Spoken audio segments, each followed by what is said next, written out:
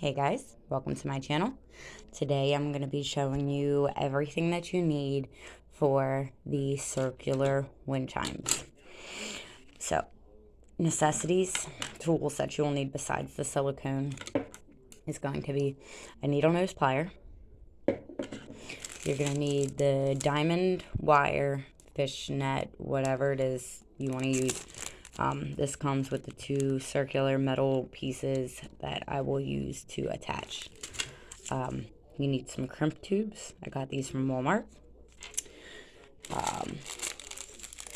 You can use the wire to connect the circles, but I find that that just looks super messy. So I am using these circles that you can get at any craft store for jewelry, keychains, whatnot. The hope is that I will have pieces like this in a line. I was originally going to do just the circles, but decided to add a little flair to it.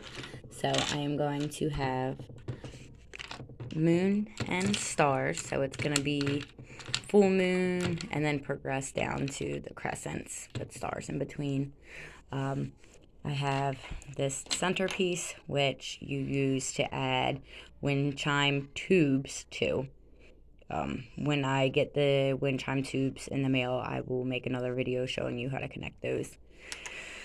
I am going to be using this square piece for the middle pendulum, as well as this really cool multi-blue color. You can't really see it all that good with the flash one, but it's really cool looking. I don't know if I'm going to use them for this wind chime, but for other wind chimes, beads look pretty cool. So I have this bag of wooden beads, which you can keep them brown if you want to, or you can paint them whichever color you want, obviously. This has circular and square tubes. It's a multitude of wooden beads. I also got these crystal looking beads. They look very similar to onyx and tiger's eye, which I thought was really pretty, as well as these beads, which also they look like marbles, but they kind of look like tiger's eye, which is really cool. And then I got a set of the darker crimp tubes for my other wind chime, which is black and white, so it's not as noticeable. So obviously I don't have all the pieces together right now to make the full wind chime, but I just want to show you how I go about connecting. The first wind chime that I made, it's cute, but it's kind of a mess, so I don't want you to make the same mistakes that I made. So I have these gold and silvers. I started using gold, so I'm going to stick with the gold. So to connect two of them together, you're going to need two of the tubes. Let me see if I can position this camera better.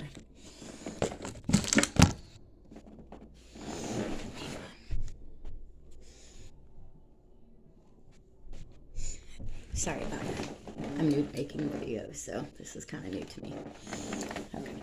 So, take your needle nose pliers. You're going to put one of these pieces on to open it. You want it opened wide enough to get it through. I'm going to connect my next piece in here. So you just put, it's a little hard with nails, I'm not gonna lie. Make sure it's wide enough to fit. It's gonna be trial and error. If you have nails, you can use this as well. So put it in like this. I set it down to the side. Just wait. So I have blue, pink. I'm going to use a turquoise blue. This is one's going to be an end piece because it only has a single hole instead of the double, like this. The double is to be able to connect multiples. So you have the one tube open the second tube. Again, guys, it's trial and error. Even for somebody that does it often, it does not always work the way you want it to. So, open the piece, insert into hole. Now, the problem that I have found is sometimes I overfill my epoxy resins. So, that means that I'm going to have to poke an extra hole, which it seems like I did for this one. Hang on. So you just want something small enough to poke the hole through. I got it done quick because it came with this, which is pretty cool. So go to the side that is open and just stick it through. I lost my original tubes, or not tube, circle. So I open a new one.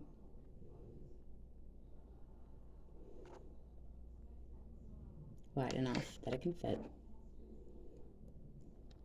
Put it in. Now since this is a bottom piece and I don't need to worry about connecting it, I'm going to go ahead and close it.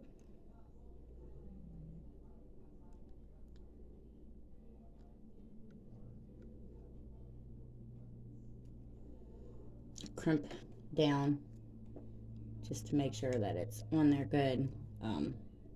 I've made a few keychains where I didn't crimp it together well enough and it fell apart and nobody wants that. Okay, so I have this piece. I bring this piece back. My thing came off. I can't think of the name of these things.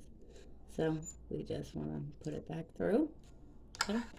And then you want to attach this piece here. Hold it to make sure it doesn't fall. And then crimp together. If you overlap, it's fine. I highly doubt anybody's going to notice unless they're paying close attention to detail, which doesn't really matter. And then you have this. I am going to be doing 5 of these. I have 5 different colors, so it'll look like this. Okay, I'll be right back to show you the finished strand.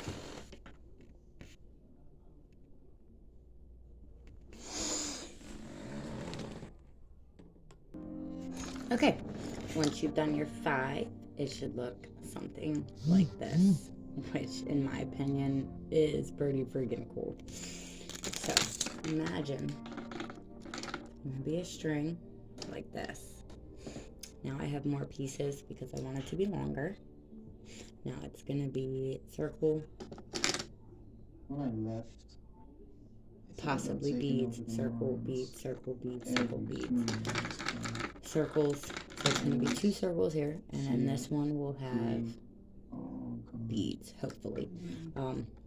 So for this piece, you put the wind chimes, the tubes, connecting here. I'll show you guys how to do that when I get them. And in the center is the pendulum. On this strand, I plan to do the sun and moons, the very bottom piece being this. It'll be surrounded with the tubes, 3 tubes, so it'll make some pretty cool noises when it's done.